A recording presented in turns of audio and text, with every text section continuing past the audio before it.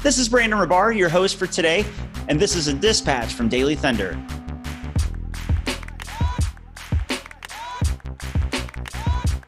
Every story, every game, every day.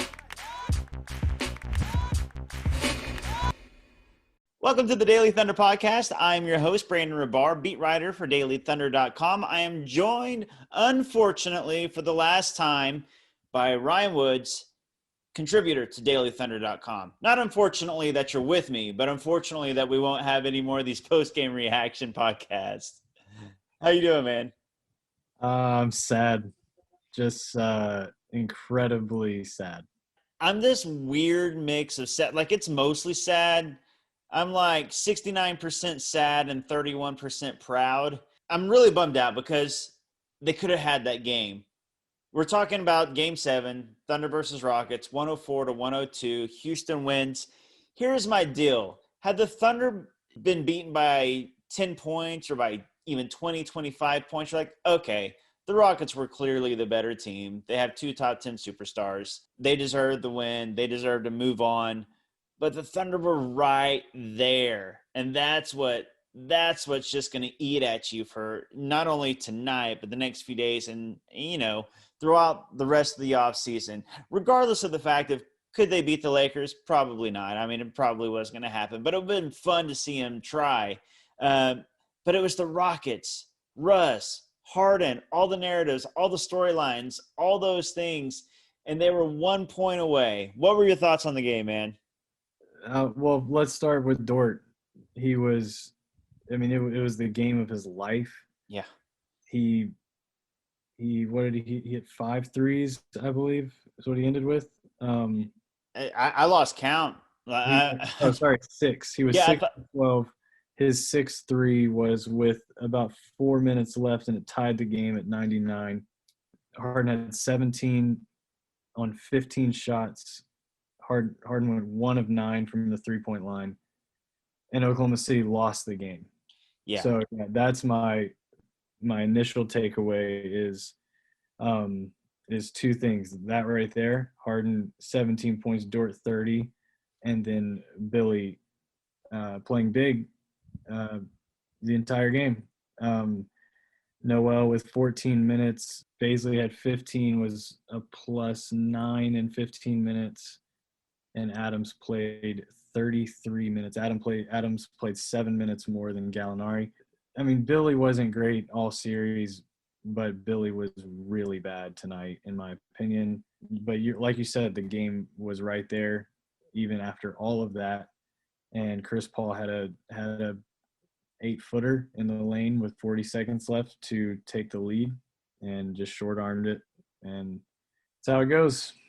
And you see him hit that shot all season long. Like, that's just what he's done all season long. And in those moments, it's frustrating because this game went exactly how the Thunder would want it to go. The Rockets have been winning all these blowout games, and the Thunder win close games. The Thunder are a clutch team. The Rockets are the exact opposite. They come apart in the clutch. And it was happening yet again. And then just some bizarre things that we just don't see. Like you said, Chris Paul missing that shot. Robert Covington just having the night of his life. Obviously can't complain about that too much because of what Lou Dort did.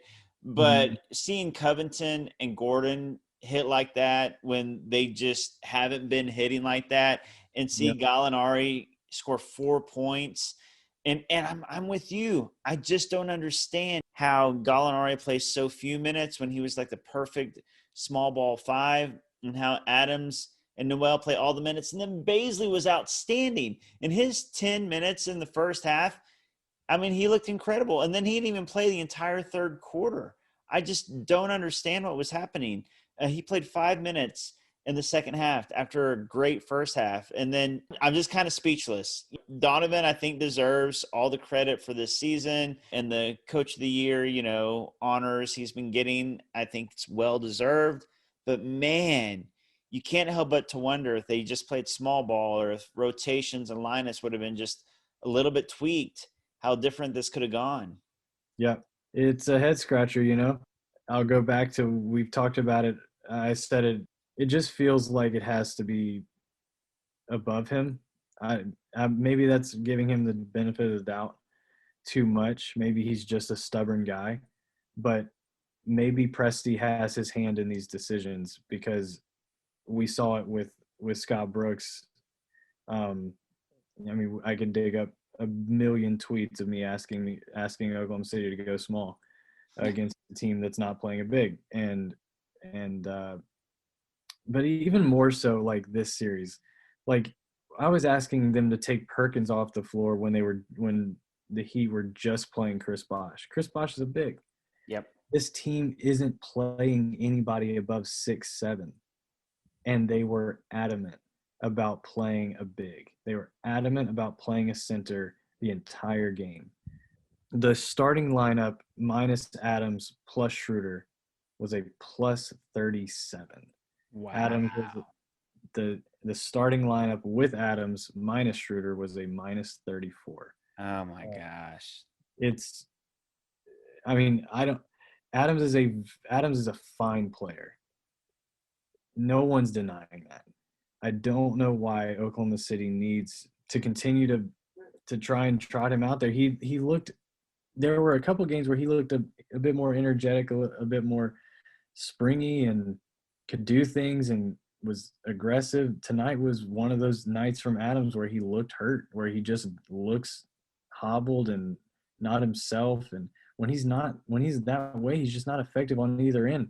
They gave up 8 offensive rebounds in the first half. And if you're not going to get boards, like, it's just, I don't understand why he would leave him out there. Bazley was just a joy to watch this entire series. So stoked for him. Yep. And to just wrap, we don't have to harp on Billy this entire time, but I do want to say there are going to be a lot of people calling for Donovan not to get a new deal, hoping he'll take another job. All of that's fine. Oklahoma City's decision on whether to keep Donovan going forward will have nothing to do with what happened tonight, nothing to do with what happened in this series. If they think Donovan's the guy to groom these young guys, then he'll stay. He'll be the coach. He'll get a new deal. If they don't, then he won't be the coach. But that's what it's going to come down to. Whether they think he's the guy to groom these young guys, Shea, Dort, Bazley. If they think he's that good of a developmental coach, then he's here. But that will be what this decision will be made from, and it will not hinge on this game. This season is just, I think we both think, is just going to be its own very cool, very special, very surprising, entertaining, and fun thing. And I think once the dust settles, I think the Thunder will pivot to rebuilding for the future. Presti talked a lot last summer about, how it doesn't just all happens at once. It happens in phases. Chris Paul's value is higher than it's been in years. Dennis Schroeder's value has never been higher. Danilo Gallinari, you might be able to sign and trade into a contender because contenders don't really have the cap space, but they have bad contracts, so they might be willing to sign and trade for an asset. And if you do trade even just one of those guys, this team is completely different. This team is successful because basically 4 or 5 guys. And even one of them goes, and this isn't this team anymore. It's really not. So I think if one of them goes, they all go. I personally think it's going to happen. The 2021 draft is stocked, and I'm getting somewhere. This seems like I'm off the rails here. I think that Presti will want one of those guys in the 2021 draft, try to tank for Cade Cunningham from Oklahoma State, maybe to add to Shea, Dort, and Bazley, because that's what this is all about now. Like you said, if Donovan sticks around, it's because they think that he can develop Shea, Dort, and Bazley into even better players and stars and maybe superstars, depending on the guy. Obviously Shea is the guy. Right now he's like the cornerstone guy, but you see enough in both Bazley and Dort to say maybe these guys are going to be better than just role players. Because, where they were drafted or not drafted, it seemed like the ceiling was like, hey, if they can become a really good role player, that's a huge win. They might be able to be more than that. And it just depends on if Presti thinks Donovan can make them become more than that. Moving on, though, back to this game and back to this series. I do think that the Thunder have a lot to be proud of. This Rockets team is supposed to be a contender when they're fully healthy. And you've seen in the regular season this small ball give every contender, the Bucks, the Lakers, the Clippers, hard problems. And the Thunder were 1 point away from beating them in a Game 7 series. I think the Thunder have a lot to be proud of. Yeah, they definitely do. You see a lot of it on Twitter tonight saying, how much fun this team has been to watch and how this team was more enjoyable to root for, to be engaged with than teams in the past that had more star power, more maybe a higher ceiling. So yeah, I mean, it was a blast of a year. They were a really fun story all year, but I think Thunder fans knew they may be a little more serious than they were getting credit for, and they showed that in this series. They played really well in the games that they won, and they played really well in this game tonight for a lot of it. And they made a lot of mistakes, but yeah, I mean, this team overachieved maybe more than any other team in the league, other than maybe what you're seeing out of Miami right now. There's always a ton of positives when it comes to when a team just overachieves like this. You're going to get that. I think you'll hear these players tonight talk about how bummed they are that this game didn't go their way, but a lot to be excited about for Thunder fans. Yeah, the future is bright with Shea, Baisley, Dort, all those draft picks. And then, if they bring the team back, hey, that's exciting and fun. Maybe they can use some of those assets to get another great player. There's teams out there, if you wanted to flip Steven Adams and add a couple of draft picks to him, you can get another scorer on this team. And all of a sudden, bring the other guys back and you got, a stealthy looking team, or you go the exact opposite and tear it down. Either way, Presti's got so many options. It does feel like the league is so much more open than it's been over the last decade. Like, it just kind of feels like this weird gap right now in the league where, I wouldn't be surprised if any team left in the bubble won this thing. Right. And so, to your point, I don't think Oklahoma City is that far away, just because I don't think there's one standout team right now. So it does make me curious, what does Presti think of all of this? And if he thinks that this team, and I do want to get back to the game because there are a few more things, but it is hard not to look forward now. Right. I know. I'm the same way. I keep finding myself going to the future because, the season is now over. So our minds automatically go down the road, but there's more to unpack here. But I'll abruptly, in a very non-smooth way, take us back to the game. Schroeder had a rough night. Schroeder he had 12 points, 5 of 17 from the floor, 2 of 6 from 3.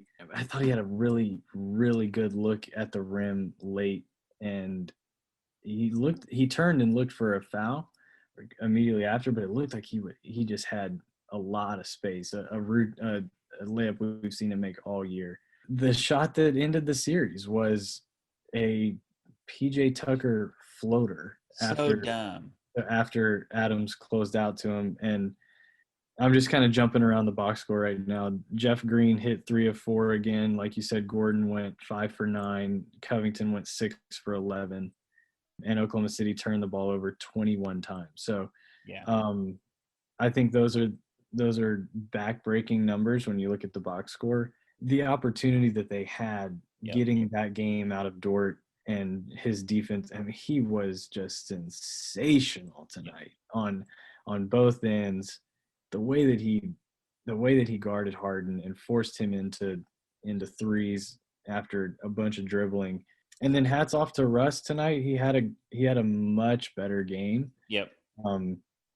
The stretch where Harden went to the bench late in the third, there's about a 5 or 6 minute stretch there where Harden was off the floor between those two quarters, and Oklahoma City had a chance to. They put the starting unit with Schroeder instead of Dort, and the 3-guard lineup, and had some success, but Russ made enough enough of a run there to just keep the score kind of where it was when Harden left the floor. Yep. We had the 5 point, the Chris Paul three, and then one more, the Schroeder steal and layup that got Harden back on the floor with about 9 minutes left with a tie game. But I thought Russ did more than his part to keep them close when Oklahoma City could have really jumped on those minutes with Harden off the floor. But yeah, Covington, huge night, despite getting his share of licks on the other end. He shot the ball really well tonight. Gordon shot the ball really well tonight, and Harden made a great defensive play late that he deserves a lot of credit for. It's sad that we were just so close to one of the all-time nights as a Thunder fan, an all-time night on NBA Twitter, whether you're a fan of either team or not. It was just the fact that it was that close, and it ends with Oklahoma City failing to get the ball inbounds was it's just a bummer, a big bummer. It was a bummer that we didn't even get to see a shot, like an attempt. I'll ask you, were you shocked that we didn't even get a shot? I was. Were you surprised that Oklahoma City called another timeout and it ended up going to Adams as he fell to the ground? Were you surprised by that? Because I have to say I was not surprised at all that we didn't. I wouldn't have been surprised by past Thunder teams that happened, but I was surprised by this Thunder team that it happened, because this Thunder team is executed so much better than past Thunder teams. So I was surprised by that.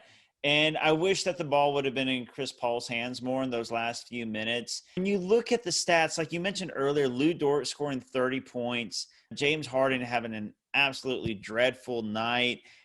And then you look at the stats, field goal percentage, the Thunder's 46.1, the Rockets 39.8. 3-point percentage, the Thunder 47.1, the Rockets 34.7. The Thunder had 16 free throw makes, the Rockets had 17. Rebounds, Thunder out rebounded them by 2. Assists, the Thunder out assisted them by 6. It really came down, points in the paint, the Thunder had more. It came down to turnovers. That's really like the only stat that the Rockets beat the Thunder in, was just turnovers. Yep. It's kind of nuts. Everything else was the exact same amount of made field goals. They had one more 3-point make than we did, and one more free throw make than we did. It's nuts. So that was the 2-point difference. It's crazy. And you can go and find, we can go and find the delay of game, technical, the missed free throw late by Gallo, which was his first missed free throw since they've been in Orlando. Yep.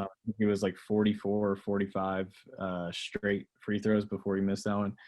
So really surprised to see Chris Paul not taking that free throw after the night that Gallo had. And then I think he had just been reinserted into the game. Right. Because they have been kind of going offense and defense. I was really surprised to see Chris Paul not taking that. But yeah, like you're saying, the turnovers, I thought Shea had a really rough night tonight. He did hit that 3 late that was huge. But I'm puzzled by his game sometimes, when it looks like he creates the look that he wants, and I think his release is just, he still feels like it's too slow to get it off and for it to be what they want. Right. So I'm excited to see if he can, sharpen that and make that release a bit quicker between now and then the time they play next, which, by the way, who knows when game 1 of next season will be. Yeah. When we see this team again, whatever they look like. But kind of a disappointing night. I was going to look, he had 3 turnovers. Gallinari had 4. Dort had 4. Chris Paul had 6. So yeah, it's just unlike this team. And it was very hectic early on. I think they had 8 turnovers in the first quarter or something like that. They had a lot there in the first 12 minutes, and you could tell the game was just a bit fidgety early on. It took them a while to settle in. I mean, this was pretty much a dead even game and a dead even series. Losing off of a PJ Tucker floater for a team that refuses to shoot mid-range shots, and of all people, PJ Tucker to hit it. It just feels like a missed opportunity with the night that Dort had and the night that Harden had. And then you just see things like Gallinari's night and Schroeder's night, some of Billy's questionable rotations. It's this weird mix of pride for the series and the season, and then just disappointment because of what could have been. Mm-hmm. And to get that burden of the first round series off your back, to change the narratives of for Chris Paul and the Thunder, and then other side with the Rockets and the Harden trade and the Russ trade, and just all those things. And what it would have meant, for Houston had they gone out in the first round to the team that they traded 2 first-round picks and 2 pick swaps to just to unload the player that housed them. There was so much riding on this game for Houston, and it could have gone. I mean, they could get swept by LA in the second round, and all of those things could still, trigger all of those moving parts. But it would have, it just would have been such an amazing night. It's such a crowning for Oklahoma City after the offseason they had last year, getting sent home at the buzzer. That did cross my mind. Like, are they about to hit a 3 to win a game, to win a series, and send a team home after having happened to them like last year? It would have been wild. Would have been wild. It would have been the storybook ending, and we didn't even get the chance to see it happen because they couldn't get the ball in bounds. It's just, Oh, there was a lot of talk about a lob to Adams. Like, there's so many people taking screenshots of how open the paint was. I saw that. They had help coming. The only people that thought that was a good idea are people that aren't watching Oklahoma City night in, night out. No, with 1.1, there is no chance Adams catches it, gets it up to the rim, and makes it in 1.1 seconds, no matter how close to the basket he is, because of how swarming the Rockets would have been at that point. Like, there's no other options. He either catches it and makes it, or he doesn't. He has no second option, and that's not the place to put Steven Adams in, and which makes it even a bigger question of why he was in the game at all for that last inbounds. Like, if he's going to be a screener, they're just going to switch it. Like, that's what they do. No, you're right. That was the thing. Why was he even in there? And I saw what you saw too. I think Channing Frye tweeted it out, and a lot of people were talking about it. And it always looks different when you look at things either in a still image or in slow motion. Things are a lot different in real speed and game speed, and they'll recognize it as soon as the pass goes there. They'll swarm. It's not as easy as it looks. But yeah, I don't know why he was in there, like you said, for a screen. But just put all your quick shooters in there. That's it. Just what could have been, Ryan. It kind of sums up the whole series, right? Like, everything that we wanted to happen, and the ball went to Steven Adams. Didn't even go to Steven Adams though. Even worse. Like, exactly. Just a chef's kiss on all of that. That said, if you would have told me at the beginning of the season in October that the Thunder were going to take the Rockets to the last single 1.2 seconds of a game 7, I'd be like, wow, that would be amazing. And if you told me that we had an undrafted rookie free agent who shut down James Harden and scored 30 points, I would be. And then we had another rookie that we were clamoring to get more minutes because he was so great in his few minutes. We wanted to see him play over Nerlens Noel and Steven Adams. I'd be pumped. If you would have told me Shea, even though he struggled, he still had 19 points on 11 shots, 3 of 4 from 3. If you would have told me all those things, I'm like, man, that's amazing. I'll take that 10 times out of 10. But when you're there and in the moment and you see how close they were to beating the Rockets, it's frustrating, but we'll get over this. I still haven't decided if I'm going to root for Russ and the Rockets. I want good things for Russ, but here's the thing, like you alluded to earlier, if the Rockets go out in the second round, and if they get swept or if they lose in 5, they could blow it up. And ultimately that's great for the Thunder because they own their draft picks over the next several years. So the sooner that they're bad, the better for the Thunder. Mm-hmm. That's absolutely true. Their cap situation is really, really tough for them to make major changes. There's no way to trade that Russ contract right now, at least, especially with him dealing with another injury. So I would expect Houston, if they lose in this next series, to try and pivot to something new, but there may not be much for them to do. They've really sold out to this small ball style of play, and hats off to them. It paid off. So I'm very interested to watch them. By no means am I rooting for them, but I will be very interested to see how they play LA and how LA plays them. I think we'll see a lot of the same issues with another team that just doesn't have anybody to guard James Harden. I think his life will be made a lot easier in the next series. You know, LA has the size that can actually take advantage of them playing small. So I'm very interested to see how that series plays out. Yeah, James Harden is relieved to not have to deal with Lou Dort anymore. He is pumped about playing LeBron instead of Lou. Yeah, KCP is a different assignment, that's for sure. I think the Lakers are going to win. It will be fun to see what small ball does to that Lakers team. To kind of put a pin on this game and this series and this season, we had to give it to this team, Chris Paul and his leadership, the young guys for stepping up. Gallo was great all season long. Schroeder is either going to win or should win Sixth Man of the Year. I think all the guys, for the most part, overachieved. The future is bright. Disappointing way to end the season when they could have won, but ultimately a successful season, and the future is very, very bright for the Oklahoma City Thunder. Yeah, and a final shout out to Chris Paul for first, obviously an awesome season on and off the floor for the Thunder, but all the work that has gone in, that he's been instrumental in behind the scenes to get these playoffs and just everything happening in Orlando.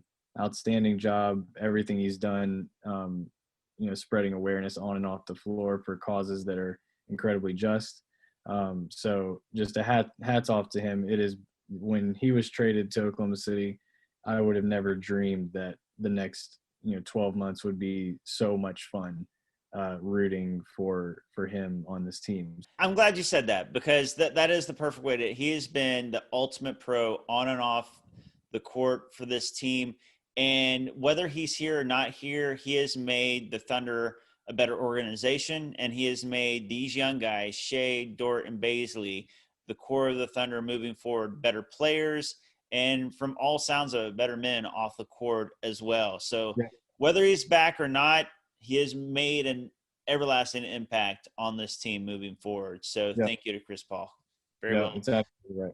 And thank you for listening to our podcast throughout these playoffs, throughout the bubble. And we're still going to be bringing you Thunder news every single day. We're going to pivot. We're going to start talking about trades and free agency and rebuilding or bringing the team back and all those fun things. And the draft pick. And a draft pick, that Denver draft pick, number 25 overall, which could turn into some other things depending on what Presti decides to do. I'm going to fire up the trade machine as soon as we get off of here, buddy. There we go. And the draft night will be fun to see who goes undrafted, to know who will be scoring 30 points in a playoff game next year for the Thunder. That's exactly right. If I was any other GM, I'd just wait to see who Presti scoops up and then send him like a future first-round pick for that guy. There you go. We've made a mistake. Ryan, thanks for joining us as always, and I'll talk to you soon, man. Cheers.